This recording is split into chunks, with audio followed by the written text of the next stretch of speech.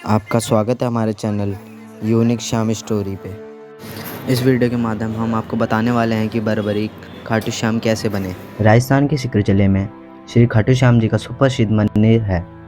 वैसे तो खाटू श्याम बाबा के भक्तों की कोई गिनती नहीं है, लेकिन इनमें खासकर वैश्य मारवाड़ी जैसे व्यवसायी वर्ग अधिक संख्या में हैं। श्याम बाबा कौन थे, उनके जन्म और जीवन चरित्र के बारे में जानते हैं और इस लेख श्याम जी का असली नाम बर्बरीक था।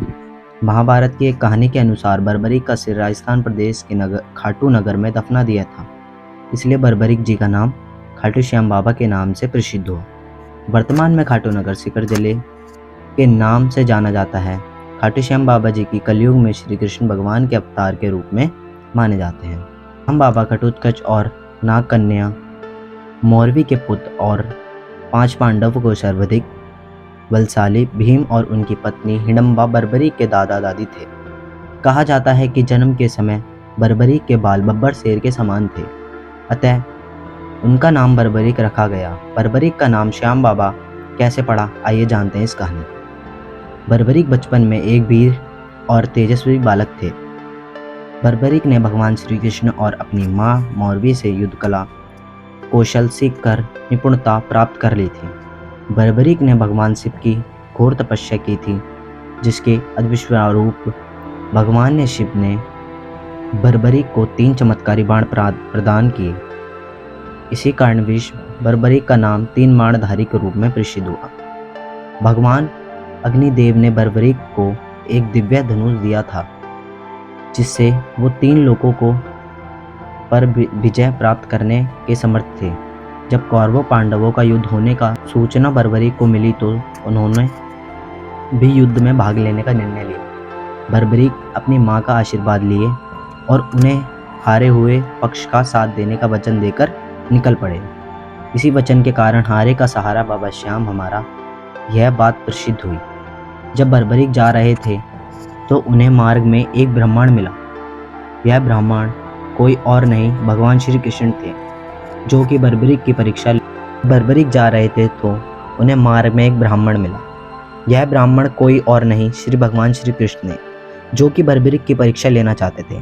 ब्राह्मण बने श्री कृष्ण ने बर्बरीक से प्रश्न किया कि वो मात्र 3 बाण लेकर को कहाँ जा रहे हैं। मात्र 3 बाण से कोई युद्ध कैसे लड़ सकता है।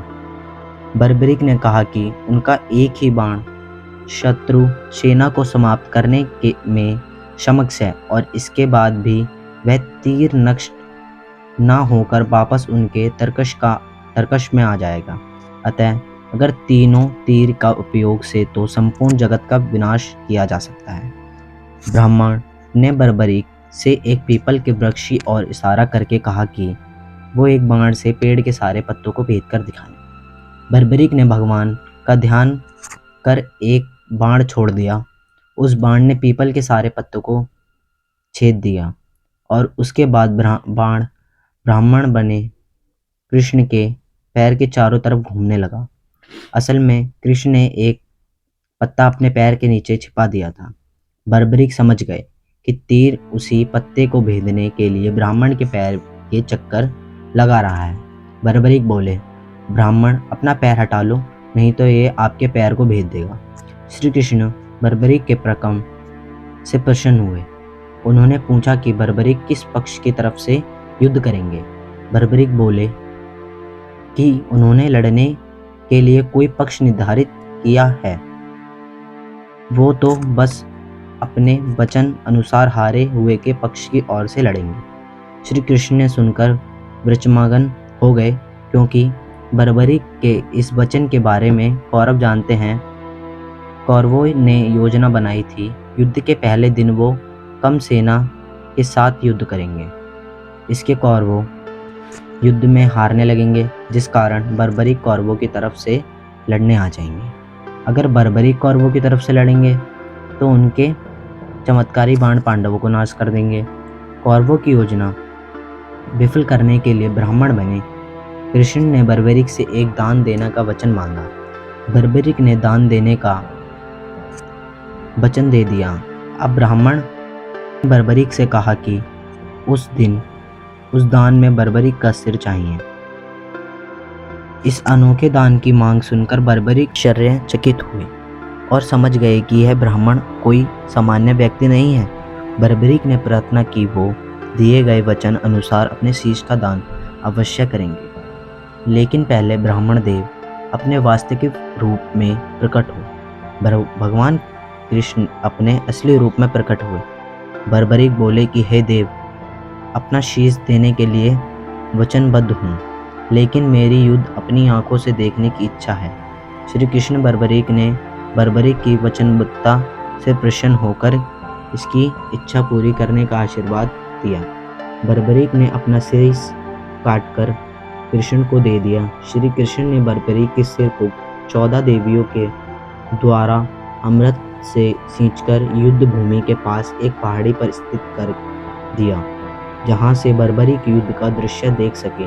इसके पश्चात कृष्ण ने बर्बरीक के गण का शात्रदत्त विधि से अंतिम संस्कार कर दिया। महाभारत का महान युद्ध समाप्त हुआ और पांडव विजयी हुए। विजय के बाद पांडवों में यह बहस होने लगी कि इस विजय का श्रेय किसी योद्धा को जाता है। श्री कृष्ण ने कहा, क्योंकि बर्बरीक इस युद्ध के साक्षी रहे हैं, अतः इस प्रश्न का उत्तर उन्हीं से जाना चाहिए। तब परमवीर बर्बरीक ने कहा कि इस युद्ध की विजय का श्रेय एकमात्र श्री कृष्ण को जाता है, क्योंकि यह सब कुछ श्री कृष्ण के उत्कृष्ट युद्धनीति के कारण ही संभव हुआ है। विजय के पीछे सब कुछ श्री कृष्ण की माया थी।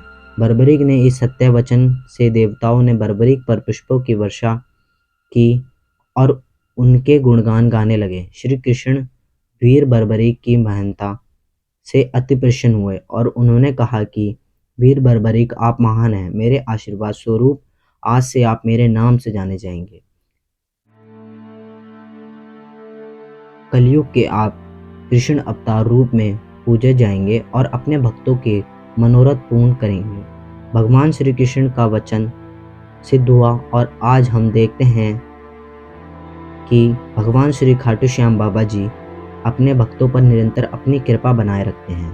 बाबा श्याम अपने वचन अनुसार हारे का सहारा बनते हैं, इसलिए जो सारी दुनिया से हारा सताया गया होता है, वो भी अगर सच्चे मन से बाबा श्याम के नामों का सच्चे मन से नाम ले और स्मरण करे तो उसका कल्याण अवश्य ही होता है।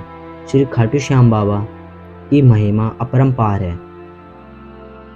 बाबा श्याम इसी प्रकार अपने भक्तों पर अपनी कृपा बनाए रखें।